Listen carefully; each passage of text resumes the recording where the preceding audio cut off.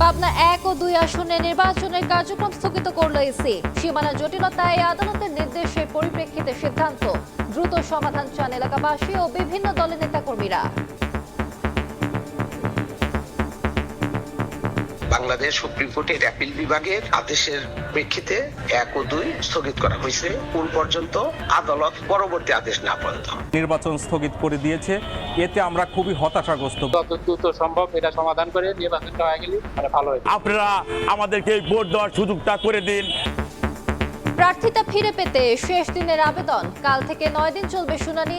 নির্বাচনের level playing field নিশ্চিতে সব ব্যবস্থা নিয়েছে সরকার। মনোনয়নটি বাতিল করেছেন, সমাধানযোগ্য স্থান এখানে বসেই। রাজনৈতিক দিকটার প্রতিবাদ করছি এবং প্রশাসনের ব্যাপারটা আমি একটু সন্দিহান। নির্বাচনের আগে আমরা লেভেল প্লেইং ফিল্ড করার জন্য সব যা যা করণীয় সবই করা হচ্ছে।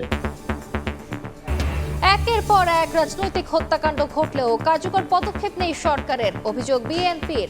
দেশের আইন শৃঙ্খলা পরিস্থিতি নিয়ে মির্জা ফখরুলের উদ্বেগ। নির্বাচনী আমেজের মধ্যেই উদ্বেগ বাড়াচ্ছে এআই এর অপতথ্য। অপপ্রচারে তৈরি হচ্ছে সহিংসতার আশঙ্কা, সুযোগ নিতে পারে স্বার্থান্বেষী মহল, বলছেন বিশ্লেষক। ঘন কুয়াশায় 3 জেলায় দুর্ঘটনা, চট্টগ্রামে ট্রাকের সঙ্গে বাসের ধাক্কায় নিহত 3, কুমিল্লা মুন্সিগঞ্জেও প্রাণহানি। নৌপথে নির্দেশনা মানছেন না লঞ্চ মালিকরা।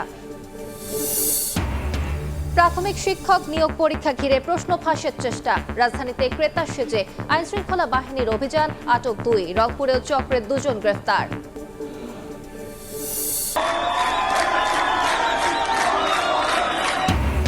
সরকার বিরোধী বিক্ষোভে উত্তাল ইরান, নিরাপত্তা বাহিনীর সঙ্গে সংঘাতে নিহত বেড়ে 45। খামেনির পদত্যাগ দাবি, হস্তক্ষেপের হুঁশিয়ারি ট্রাম্পের।